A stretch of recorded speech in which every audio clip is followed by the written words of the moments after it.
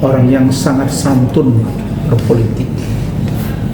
Bahkan saya melihat dia punya kreasi-kreasi yang luar biasa ketika dia menjadi wali kota Bandung, gubernur Jawa Barat, dan ini orangnya nurut oleh yang dianggap mungkin jadi guru politik, jadi orang tua atau mentor dia.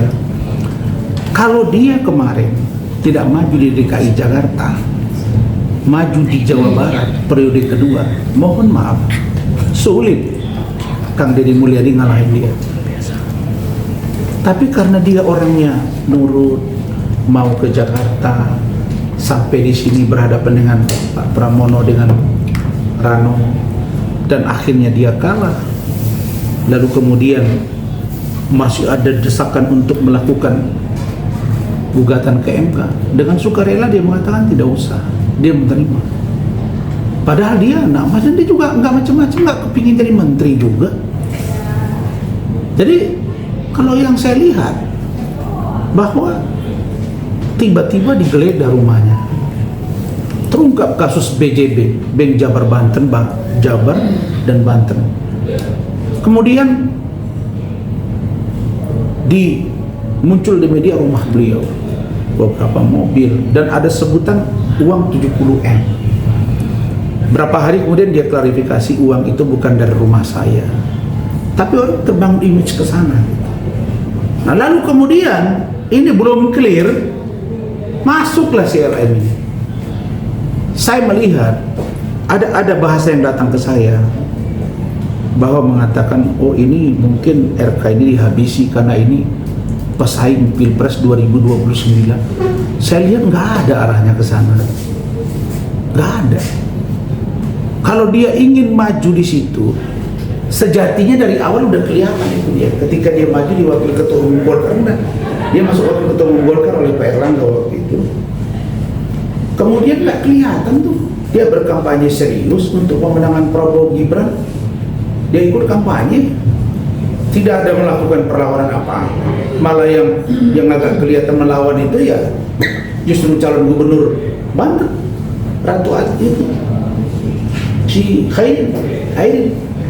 Nah, dia menurut saya ini udah jatuh ke timpa tangga. Nah, menurut saya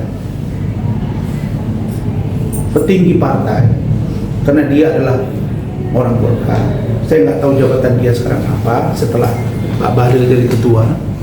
Menurut saya ini perlu dibantu Pak RK. Dan saya kok nggak melihat di dalam trik dia berpolitik, karena saya pernah juga di dunia politik. Figur kayak dia ini kayaknya nggak ada lah sampai ke mau jadi presiden lah, mau jadi wapres, kayaknya nggak ada.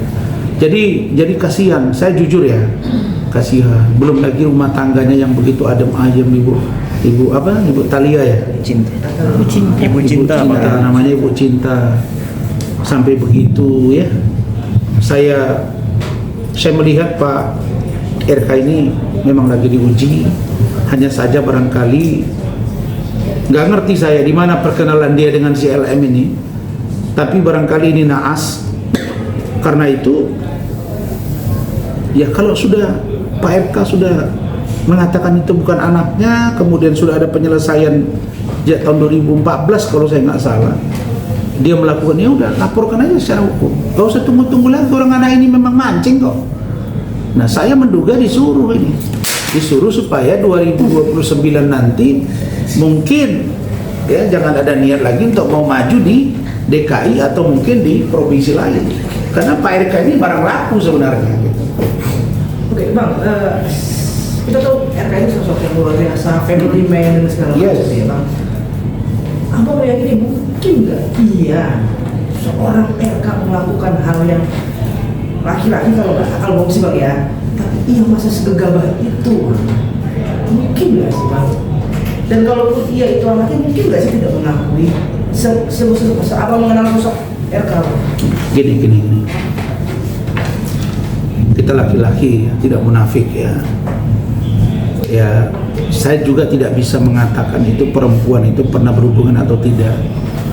Tapi yang pasti kalau di dalam pikiran saya 50-50. Bisa jadi, bisa aja. Tapi seandainya itu pun ada, ya dari segi agama pasti salah karena bukan istrinya. Tapi dari sisi aspek kelaki-lakian, kalau dia ingin sesuatu, saya kira dia jabat, dia punya kemauan dan punya kemampuan untuk melakukan itu. Mungkin terjadi, bisa saja.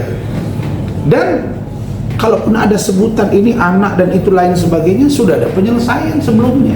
Kenapa kok malah dikejar-kejar sekarang gitu? Dan itu saya lihat tadi di postingan Pak Jabut, 8 bulan terakhir sudah tidak pernah dikirim lagi belanja. Ya kan memang sejak beliau kalah dari calon gubernur, tentu dong dia juga pikirannya terganggu. Ya namanya dia kalah, kenapa gue nggak ke Jawa Barat, ya kira-kira begitu.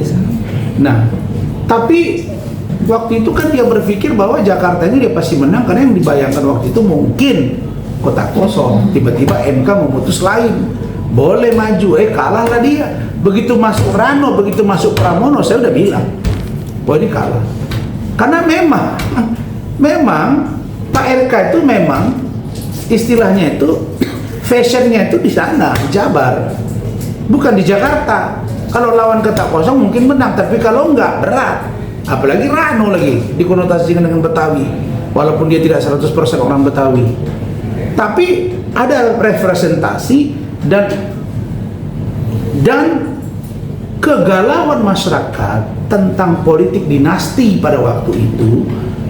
Salah satu obat yang paling mujarab ya caranya melawan orang yang dianggap bagian dari dinasti itu. Itulah RK dengan pasangannya.